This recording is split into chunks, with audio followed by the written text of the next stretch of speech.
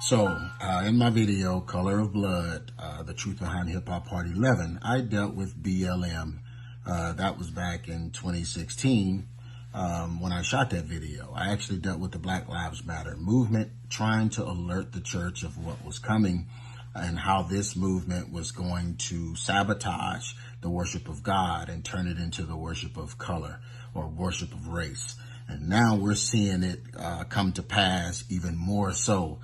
In that particular video, I talked about the three founders being lesbian and what their agenda was. And now it's all out in the open. Their agenda is right before our eyes. And it is a shame that so many churches, especially pastors and shepherds that are supposed to be leading God's people, are leading them right into this witchcraft, lesbian, demonic movement called Black Lives Matter.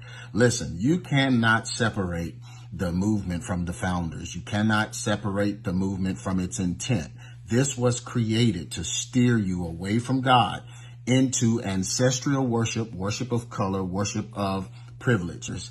And this particular movement is even praying to the ancestors, pulling the spirits of the ancestors forward, all the things that God warned us not to do in the word, they are doing. It is an anti-Christ, anti-God movement, and yet church people are embracing it because the word black is in the Black Lives Matter movement's title. Isaiah 5:20 says, "Woe unto them that call evil good and good evil, and put darkness for light and light for darkness, that put bitter for sweet and sweet for bitter." That's what this movement is doing. In an interview posted on social media, Black Lives Matter co-founder Patrisse Cullors, along with the BLM Los Angeles co-founder Melina Abdullah, discusses the spiritual component of the movement, explaining the practices and rituals performed to remember and invoke the spirits of deceased African Americans. We speak their names, and you kind of invoke that spirit, and then their spirit actually becomes present with you. Abdullah, a professor at California State University, stated during the discussion hosted by Fowler Museum at UCLA. So she's saying that they invoke the spirits appear, they bring back the spirits of the dead. Y'all know how demonic this is? Deuteronomy 18:10 says, "There shall not be found among you anyone that maketh his son or daughter to pass through the fire, or that uses divination, or an observer of times, or an enchanter, or a witch, or a charmer, or a consulter," which is what these women are doing, "with familiar spirits, or a wizard, or a necromancer," which is someone who communicates with the dead. God forbids this action. "For all that do these things are an abomination unto the Lord. And because of these abominations, the Lord thy God doth drive them out before thee." So this movement is just getting African Americans to do the opposite of what God commands, the opposite of what God wants, make us focus on our color instead of focusing on God's will for us. The site Crescent City Culture advises, at its core, hoodoo is a practice of ancestral veneration.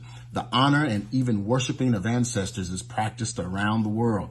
Many African religions have a foundation in the belief that one's ancestors plays an active role in the life of the living even after death. The spirits of the dead are invited in the household so that they may influence the family and provide blessings and protection. And this is what they stated, the BLM people. "And all of those whose bodies have been stolen, we ask that you be with us." This is a prayer, praying to the ancestors. "We ask that you work through us. We ask that you do righteous work on that we do righteous work on your behalf." She continued in speaking to the dead. So listen, y'all, these women are conjuring up spirits using hoodoo, and they are lesbian witches, like I said years ago, and it's all coming out now. Ephesians 5:8 says, "For you were sometimes darkness, but now you are light in the Lord. Walk as children of light." Listen, y'all, we don't mess with these dark works. We don't mess with the dark forces. We don't tap into the spirits of the dead. Those are things that God has forbade us to do as believers. She also stated that we build a space that affirms Black women and is free from sexism, misogyny, and environments in which men are centered. it continues. We foster a queer affirming network. When we gather, we do so with the intention of freeing ourselves from the tight grip of heteronormative thinking, or rather the belief that all in the world are heterosexual. So they're coming together just because they're lesbians, and they are trying to free people and turn women into trans women. And y'all, this is the biggest movement that our African American community has seen. And yet it is captivating the hearts of so many because they're trying to separate it. Well, I don't believe in the things they're saying. I just believe that the Black Lives Matter. But you don't understand. It's all intertwined. These beliefs are on their website. This is what they are leading you to. You cannot divorce the leadership of the movement from the movement. They created the movement. They are the founders. They created it for this purpose. So listen, if you are a born again believer, you cannot be associated with BLM in any kind of way. You cannot promote it in any kind of way. I mean, I've passed by churches and seen BLM signs on there. Somebody doesn't pray at all. Somebody does not have a relationship with the Lord. They're not reading the word. The Bible will tell you, as leaders, and me, even as a pastor, I have to lead people. So I have to make sure I have the correct information so I don't lead people astray. God will hold me accountable if I'm watching for the souls of those that are under my leadership. And you must do the same. So listen, people, stay away from this BLM movement.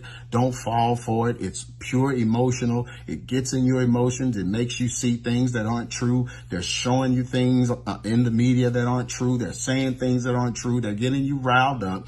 And it's all to just pull you away from the God you serve, pull you away from the God that you're supposed to be believing in. It's to pull you away and make you disobedient to what God has stated in his word.